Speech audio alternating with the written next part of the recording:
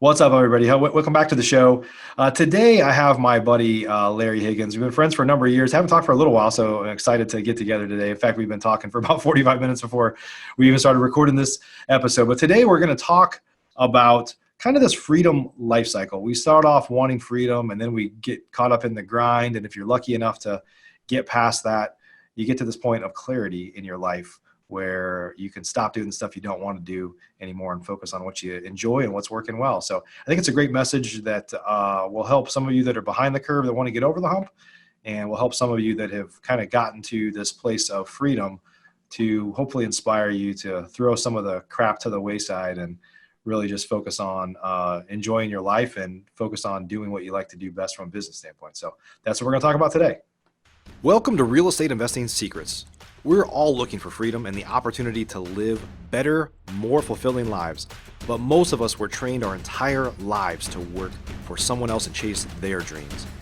How can we use real estate investing as a vehicle to achieve financial freedom? My life is dedicated to answering your real estate investing questions and helping you build an investing business that allows you to change your life and the world around you, and to enable you to turn your dreams of financial freedom into a reality. My name is Mike Hambright from FlipNerd.com, and your questions get answered here on the Real Estate Investing Secrets Show. Hey, Larry, welcome to the show. Hey, Mike. Yeah, 45 minutes of talking. I don't know if you have anything left to talk. Yeah, we're done. I just didn't hit record on it, but yeah. It's good to be back on your podcast, man. Yeah. So great to see you. Yeah, you've been on the show before. I'd have to look it up. It's probably been 2 or 3 years. It's been a while, probably. So yeah, at least a couple, I think. Yeah. So good to see you. And so everybody that's watching right now or listening, Larry is the owner of Skiptracing. That's a Skiptracing company, and also has been an investor in the Houston market and does a number of other things. It has a lot of great experience on Skiptracing. We're not going to talk a whole lot about that today, but really it's just to talk about really why we all get into this, right? Which is kind of the freedom. And Larry will probably get to it. He loves to fish, and he's trying to find reasons to go fishing more often, and there's nothing wrong with that. And you just have to get to a point to where your business supports that lifestyle, right? So before we kind of go down a rabbit hole here, Larry, again, I guess, why don't you tell us a little bit about your background and kind of how you got into the business and where you're at today? Okay, so I'm from the Houston area originally. Graduated from Texas A&M, went into construction management after that, built apartments, worked overseas for a few years. I'm giving you the very condensed version. Yeah, of course. Long story short, 2014, I found myself in a job that I hated. I mean, people were great, money was good. It's just, for the first time ever, I was in a true office job in the slowest days of my life. I've had some crappy jobs growing up, tearing off roofs. I came from a family of roofers and farmers. I've done all kinds of stuff, but I never minded working. This job was killing me. I knew within a month I made a mistake when I took it. And I said, hey, life's too short. And I really started thinking more about financial freedom and flexibility. Not that office really put things in perspective for me. Going to that little hellhole office, nothing wrong. It's just me. Right. I did not function well in there. I was like, life's too short to be doing that. And I just jumped into real estate. I never purchased a property, not even my own house yet. Knew nothing. And I knew I could, it wasn't rocket science. I'm like, hey, all these people are over here making millions. Yeah, I can do that. So I jumped in, and it was trial by fire, but I thoroughly enjoyed just jumping in like that and just immersing myself in everything, studying everywhere I could get information. Mitch Stephen was one of my tutors early on, because I really liked mentors. I really liked the owner finance model. Yep. And that was it. I was in real estate, chasing freedom and financial security, I guess. Yeah, the same thing. We're all in this it's interesting. We're all in this for financial freedom for sure, and to have kind of control over our destiny. Yet most people immediately get stuck in the grind of like working really hard, harder than we thought we would. And there's nothing wrong with that when you get started, right? But I think some people get stuck in it for way too long and never find their way out. And some people get to a point to where they find their way there, right? And it's through a series of pivots and through probably a lot of hard work and a few sprinkles of luck in there, right? Yeah. You know, when I worked overseas, plenty of weeks I worked. Our average week was 84 hours. Plenty of weeks, especially as I was promoted up in different positions. I was working 90 something, 100 hours. I think the most I ever worked was like 118 hours a week. It was insane. Yeah. I always said, hey, the money was great, but I always said, I'm not going to say I'll never work this much again, but it's not going to be for somebody else. And for a long time in real estate, it was, especially when you start out, you're like, I'm so far behind the curve. So Yep. you're willing to put in all the hours and just give yourself no break and just grind. It, maybe not everybody's like this, but with me, I become accustomed to it. I'm like, okay, you forget to slow down, or, hey, this isn't how it's supposed to be. This isn't why you got it. It just happens. It kind of organically. Initially, you have to. You're trying to learn as much as you. I say you have to. Most people jump into real estate. They're trying to accomplish as much as they can as fast as they can. Right. There's no shortcuts around putting in the hours and just learning initially. But then once you're past the learning, you're in the execution. You never come up for air, or that was my experience. And maybe some people realized it faster than me, but I did that for a long time. Yeah, I think those that realize it are probably like in a mastermind, like Investor Fuel or something like that, where you get around other people, and there's always, when you start to get together with other people that are like you, that have either are where you are or have been where you are, like some discussion starts to happen, right? Like, and you see somebody, you're just more likely in a circle like that where it's getting a little more intimate. You're talking about what's working and what's not working, and you start to realize that, hey, that person was where I am, and they made it through. So I can you start to visualize what it's like on the other side, if you will. Yeah. Right? And it was actually at one of the Investor Fuel meetings that really connected with me. I was like, hey, I'm making money and I'm doing things, but I'm not doing it right. I'm not happy with, you may remember a couple of meetings. I'm like, I'm doing my presentation. I'm out the door because I was just hectic and I didn't have things set up, and I wasn't a good spot. But that really drove home for me. I'm like, hey, I've got to fix this. Now my fix was completely wrong initially. It took me a year to see that, or a little over a year. But it got me going down that path. Like I'm going to get my flexibility back. I'm going to get some time freedom. You tend to think, and especially if you have a family or a spouse, you even verbally say it like, well, things are going to get better like next week, or I just need another month of doing this and it's going to get better. And it's like, rarely does, you got to work hard. Don't get me wrong, to get where you want to go, but rarely is more work over a longer period of time the answer.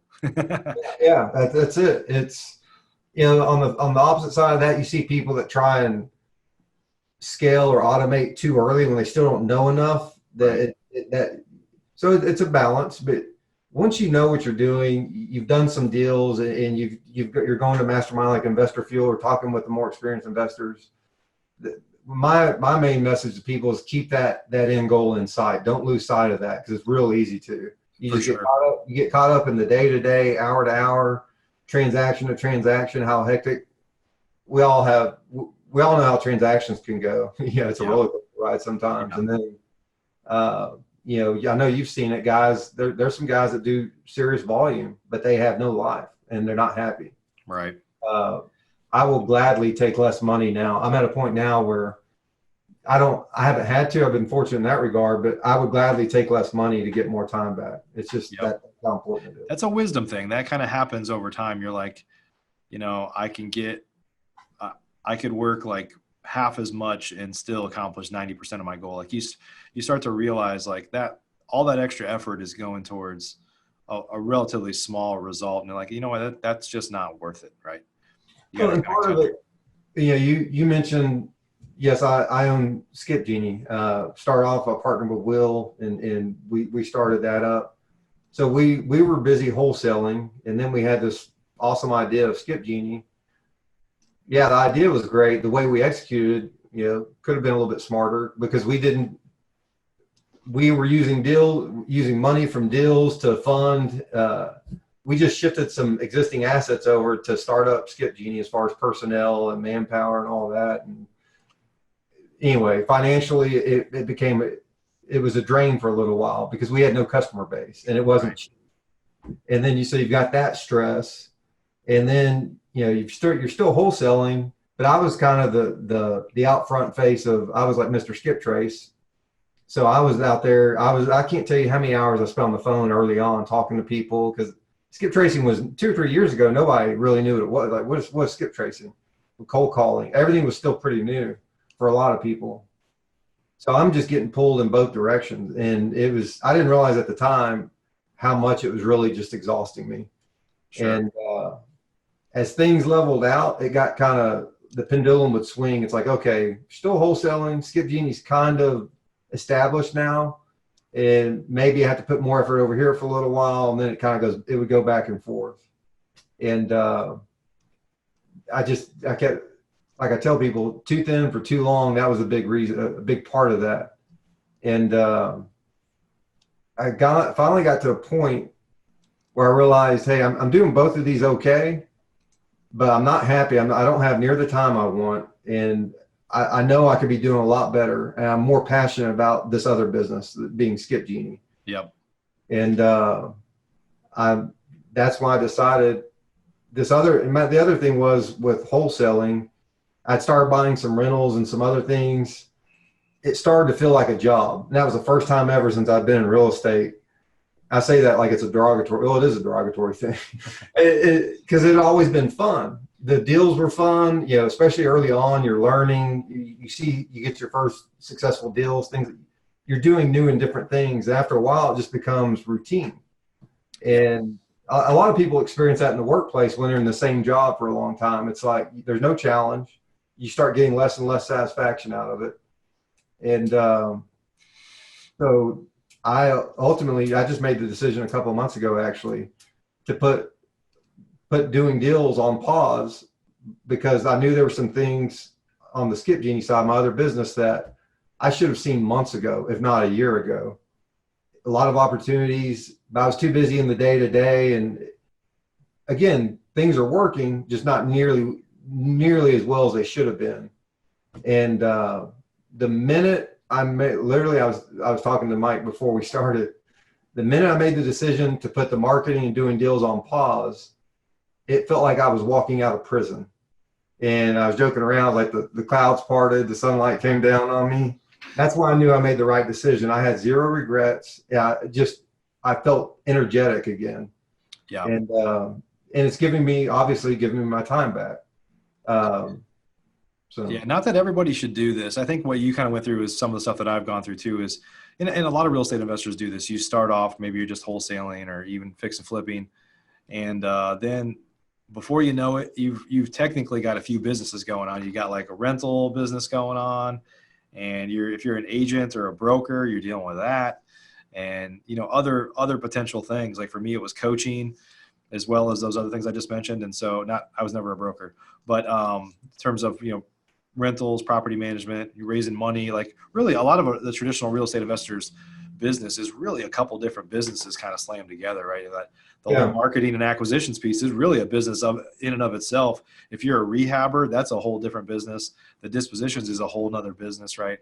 Yeah. And you start to bolt these things on. And I think what happens with a lot of people, if they don't like get totally burned out and just, shut down, you start to find one of those, like if you're spinning a bunch of plates and one of them seems to be spinning better than the others, and you just start to say, you know what, I think I'm just going to spin this one for a little while, or a couple of them, right? You start to be able to get rid of some stuff that probably is something you enjoy doing more, which is why it's running a little bit more efficiently. For you, your skip tracing business, I'm sure you saw, the negative side of real estate is that it's very transactional. Like you're only kind of as good as your next deal, right? And so where like a business like you have with Skip Genie, you just see the opportunity to scale it more. Like you can stair step improvements. You're not when you buy and sell a house, generally you're buying from a brand new person you never talked to before, never bought from before. And when you sell a house, you're selling to a person you probably never sold to before. Yeah. So it's just like you never get like scale. It's just like starting over in many ways every time. And I think for a business like yours and similar ones, like you can start to see like, hey, if I put some effort into that, it just has a longer kind of runway of the benefit you get from it, right? And I get more energy from it. I love, because I get to deal with a lot of investors from guys that are doing, wholesaling over $1 million a year to the guy trying to do his first deal. Right. And they're all over the country. I enjoy those conversations, and ultimately I'm doing something nobody else is really doing in a way. I say that there's different variations of what we do. Sure. It's something I just, that gives me energy. It doesn't suck the energy out of me. Literally, now I'll tell you this, we had an old lead that came back about 2 weeks ago, and they accepted our offer from 2 or 3 months ago. I'm not kidding when I say it's not because I'm Mr. Megabucks and I don't need the money and I'm too good for what we might make $15,000-$20,000 on. But It's got to the point on that end with the paperwork. I was just like, crap, I got to write I got to do a contract, open time. It's just another little reminder. I was like, that's sucking your energy right now. Yeah. And again, I will go back to it, depending on how the market turns out here in the near term. I may wait until there's a significant price correction. That would kind of be fun. I say fun. I'm not hoping anything bad happens, but there's a lot of opportunity in that, and maybe I could go on a little buying spree. But just to be able to focus on something that you enjoy more, ultimately it's less stressful, and you can put more focus and attention to it. Don't fight it. Just try and put your focus on whatever it is. It may not even be the most profitable thing that you're involved with, but do you enjoy it more? Does it work towards giving you the lifestyle you want as far as freedom and things like that and the flexibility? Yeah. And without, kind of saying anything you don't want to say, I know you enjoy fishing, and you said you might be getting into business in the fishing space and in kind of a hardware space. Yeah. So without getting into details there, it's interesting because for all of us, I think, whether it's you finding your way through something you really enjoy doing that gives you the lifestyle you want, it gives you the resources and the lifestyle that you want, or whether it's a real estate investor stacking up enough rentals or whatever it might be, I think it's easy on social media to basically feel like the hustle and grind is like this badge of honor. Yeah. It's kind of identifies you as I can outwork anybody, but nobody said when they got in this industry, my goal is to outwork everybody. Like nobody started it that way. Yeah. But if you look at it on social media, there's kind of this success badge tied to that, which is kind of BS. That's total BS, right? So I think at the end of the day, like you found your way into doing more of what you want on your terms when you want to. And I've found that through some of the things that I've done. And that's what everybody aspires to get to, right? So we kind of, any kind of guidance you can give people that are listening right now on how to not lose sight of why you got into this business in the first place and to kind of find your happy space, if you will? Well, it's hard for me to give that advice because but I mean, just guidance of kind of getting through. You got to, the truth is we all tend to pivot, whether it's market cycles changing or our extra strategies changing or whatever. We just are kind of constantly pivoting our way through clutter, right? I guess the biggest piece of advice I could say is if you're getting pulled in a direction, don't fight it. Like you may have your mind set up that you're going to do this. I was never going to be a wholesaler. When I started off, I was going to be only owner finance. I had no desire to be a wholesaler. And then I turned out I loved wholesaling. Absolutely. I was like, this is fun. Getting some of these big paychecks. And I was like, this is awesome. But, Skip Genie popped up, and all the opportunity in the world there. And early on, I couldn't do just Skip Genie. We had to keep doing deals, but I should have shut down, either gotten better to where put systems in place that the wholesaling and house buying wasn't as stressful, didn't take as much of my time, or shut that down a long time ago to just focus on the thing that I'm a 10 at that business. Instead, I was kind of doing both things okay. So that I'm saying that in a very long-winded way, but all the signs were there. I should have been putting more time and attention to the thing I truly enjoyed and I was the best at. I was good at doing deals, but had I done that, who knows where I'd be. And talking about, you mentioned I started getting, with flexibility, I started fishing a lot more. Some of the people that see this, I'm probably connected with on Instagram. That's my little fishing page. Well, it's interesting what happens as I'm putting more time, as I'm taking the time to, take some personal time and not be, I'm not, grinding, talking about how many hours I work every week and all that. It's funny what happens. All of a sudden I'm fishing more. All of a sudden, hey, there's some unique opportunities that present themselves. And the ability to, I like real estate. Don't get me wrong. I can't say I love it, but it's a great vehicle. It's fun. It's always been fun. Yeah, it's a vehicle to get you where you want to go. I mean, we talked about this a little bit ahead of time. I think some people, and this for people, if this is the first time you listen to this show, you might think that I'm crazy, but at the end of the day, real estate, I think, is a vehicle to get you what you want more of in life. Any business is really that. It's a tool to get you more time and resources and freedom and stuff like that. And so I think I've said it before. I'm not in love with transactions anymore. I like doing deals. I like getting big paydays. That's all good. I have to do those things, and I always will. But I'm not in love with it anymore. I'm in love. So our buddy Matt Andrews has this famous line that I'm not a tattoo guy. If I ever get a tattoo, I might get this. It says, "Real estate is not the thing; it's the thing that gets you the thing." It's a vehicle to get you where you want to go, right? That's how I feel about it. Yeah, and I said all that to say, when I started taking time off and I started kind of working my way back to putting, I'm scaling down on the business and the marketing, on the wholesaling and marketing, taking some time off, and focusing on Skip Genie. Well, I'm fishing a lot more, and because I had the energy and I'm taking the time, all of a sudden these unique opportunities present themselves. I'm like, hey, I do love fishing. That is a passion, it's a hobby, but I'm passionate about it. The ability to combine business and a hobby like that, a passion, that's truly fun. That would be a blast. Yeah. I'm trying to make something like that happen. If I was still spread my, head down, just plowing through work and working 80, 90 hours a week, and hey, look at me, how hard I'm grinding, I never see that opportunity. I'm never, That's right. You don't have that clarity to see that stuff that's right in front of you.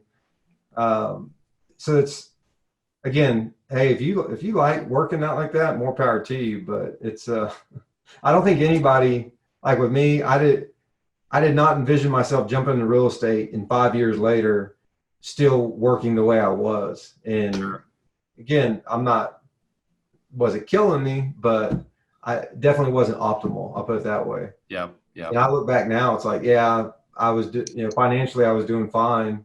It's like, how much better could I have been if I hadn't been so unfocused for so long? Right. Yep. No doubt. In the fog, I call it the fog of war. You feel like you're super focused and you're kicking ass and taking names, and you're not. Yeah. You're just absolutely not. It's yeah. Yeah. There's a level of business maturity too that happens, and it could happen through burnout. Like you do something for so long that you just don't enjoy anymore. Yep. You're just like, you kind of have this wake up moment. It could be through a health issue, right? It could be through something as simple as getting married or having kids, and you get to a point to where you're like, I can't do it the way I used to. I don't even want to do that anymore. So I have to change. And it's just a level of how you get forced into it. But it's, nobody wants anything bad to happen, but hopefully everybody listening to this, I know you've been through it. I've certainly been through it too, there are these moments or these things that happen that are kind of like this, the skies, like the clouds, like part, like you said, and you just like have this clarity of like some level of business maturity or whatever, that simplifying is what you need to do, or focusing on what you enjoy more, even if the financial results aren't you might have a house flipping business that's doing really well. Just like you said, when you started a new business, the financial results are not there yet. Yeah. But if you took that level of effort that you're spending over here on something and you put it over here, what could happen then, right? Yeah. For house flippers, it could be if you kept more of those houses as rentals or seller finance deals instead of wholesaling them all. Like how happy would you be with that decision 5 years from now, right? And I think most wholesalers wake up at some point and say, because I've said it before, man, I wish I would have kept a lot more houses as rentals, because I've flipped hundreds of them, and like, I wish I would have kept another 100 of those that I sold off, you know. But it takes time and business maturity to kind of see that hindsight and learn from it. And I think one thing I'll touch on is people that maybe they have multiple different operations or businesses or whatever the case is. I kind of knew I needed to do something with the wholesaling and house buying business. I pretty well knew months ago, I really need to like put this on pause. My heart wasn't in it anymore. I wasn't getting any, just, it was actually kind of negative, just the drain it was on me. But part of it in my head was like, hey, I also have this other business, and it's like street cred. You got to be doing deals. You got to be doing deals. And what are people going to think if you're not doing deals? You're just talking about it. But just part of that maturity process is like, look, I'll put my resume, as far as talking about using Skiptrace data for doing deals, I'll put my resume up against anybody's. And we've grown to a point where there's plenty of people, newer investors, older investors, more experienced, that, hey, I'll let them vouch for me. It's something so silly like, hey, what are people going to think? And I don't know that I really gave it that much thought. I think it was more subconscious. It's like, hey, you can't.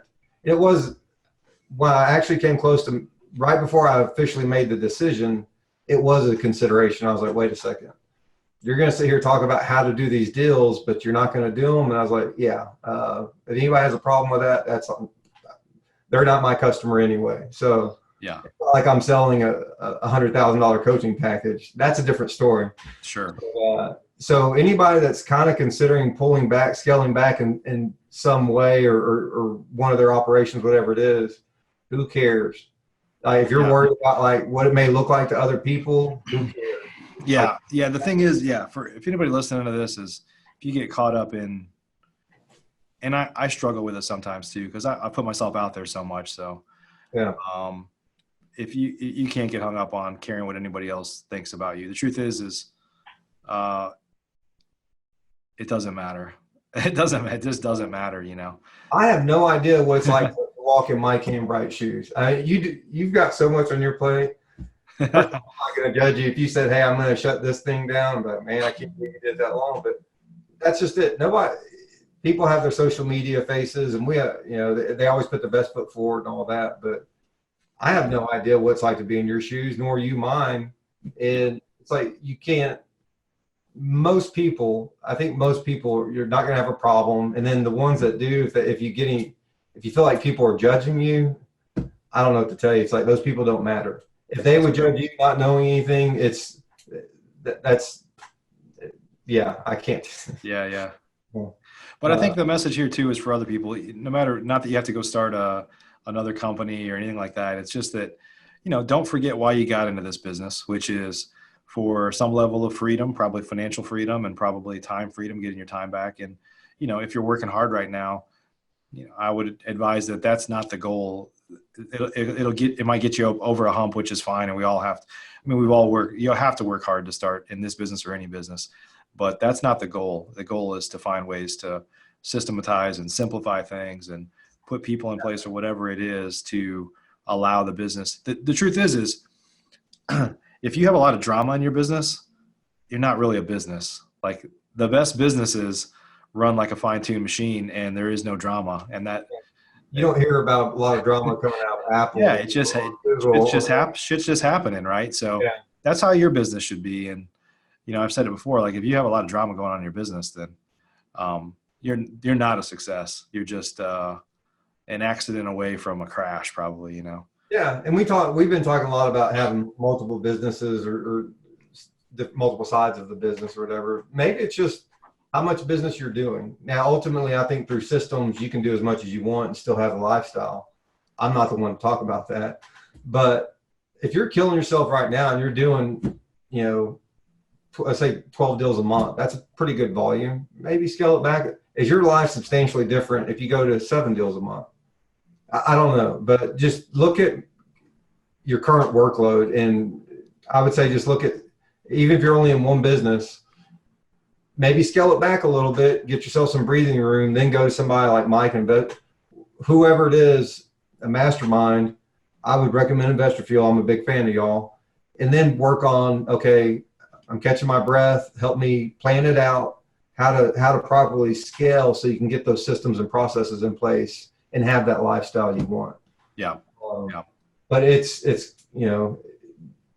just make a very intentional pullback, temporary pullback while you gather yourself, your energy, and put some thought and do your research, talking to these guys, and put some thought into it. Yeah. Awesome. Well, Larry, thanks for sharing your wisdom. You're like the Houston Yoda down there, sharing some wisdom with us. Well, yeah. Wisdom is not making the mistakes I made and getting it right the first time. But no, I think the wisdom is learning from those mistakes, and it's not wisdom if you keep making those mistakes and you don't learn from them. Yeah. But that's one of my favorite sayings is there's people at 20 years of experience and people that have 1 year of experience 20 times. And that's yeah, that's right. That's right. always resonated with me. Yeah.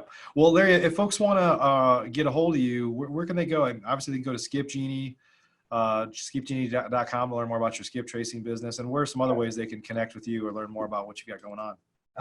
They can find me. So my email address, feel free to email me. It's just larry@skipgenie.com, and check me out. I'm back and forth on Facebook. I get hit with a lot. I'm sure you do too. I'm getting email. Back in the day, I used to get my phone number too a lot. I'd get random text messages, Facebook messages, emails, but now you can message me on Facebook, email me. If you're into fishing, I'm on Instagram. That's strictly fishing, but hey, you can find me there too anyway. So. Yep. Cool. We'll add some links down below for all those things. So thanks again for sharing your message with us today. Good to see you again. No problem, Mike. It's good to be here. Thanks for having me on. Absolutely. And everybody, thanks for joining again. Little update. The Flip Nerd Show has been going on for 6.5 years, if you can believe that. Long time now. And we've changed, kind of changed direction a little bit here and there over the past year or so. It's primarily been me sharing tips and little nuggets here and there, or things that I think might be nuggets. And so kind of shifting back towards more of an interview style, at least for about half the shows, if not more, interviewing good friends of mine like Larry. And the truth is I have a lot of friends like this that I don't talk to all that often. The show is a way for me to catch up with them and get to introduce you guys, my audience, to some friends of mine. So going to start doing more of the interview style again, which is kind of how things started and really how it was for the first 5 years or so. And so appreciate you being with us. If you haven't yet subscribed to us on iTunes, Stitcher, Google Play, anywhere else where you might be watching or listening to this, of course, YouTube, and you can find everything on flipnerd.com. Actually, over 1,500 podcast episodes over the last 6.5 years you can find on flipnerd.com. I'd encourage you to go out and subscribe, give us a positive review if you got some value today. We appreciate you a ton. We'll see you on the next show. Thanks for listening to today's show. There are 3 ways I can help you start or grow your real estate investing business. If you're a new investor and just getting started, the Flip Nerd Investor Coaching Program is the most effective program in America. I've been coaching and mentoring new real estate investors for 10 years, and my students have literally purchased thousands and thousands of properties. Many of them started with little to no experience at all. Our program is a paint-by-numbers program where we tell you exactly what to do week by week to make sure that you don't get distracted on your way to results. We show you how to build a real business, not just create another job for yourself. New memberships are limited. You can learn more and apply or schedule a call with me and my team at flipnerd.com/coaching. If you're an experienced investor doing a minimum of 10 deals a year, up to 500 deals a year or more, or have a multi-million-dollar real estate portfolio already, you should check out our powerful Investor Fuel Real Estate Investor Mastermind. Over 100 of the nation's leading real estate investors are members, and it's not uncommon for our members to 2 to 5x their business just from getting around other members at Investor Fuel. At Investor Fuel, each of us are business advisors to one another's businesses, but we don't stop at business. We focus heavily on becoming better people and living fuller lives. If you're looking for fuel for your business or fuel for your life, please check out investorfuel.com. Applications and interviews are required, as most investors are not a fit for our community. Please learn more at investorfuel.com. If you're not ready for coaching or masterminds but eager to start learning more about investing, please join our private Facebook group by visiting flipnerd.com/Facebook. New members get access to free training from us right here at flipnerd.com, and it's a community to safely ask your questions, a great place to get started. Simply go to flipnerd.com/Facebook to request your access today.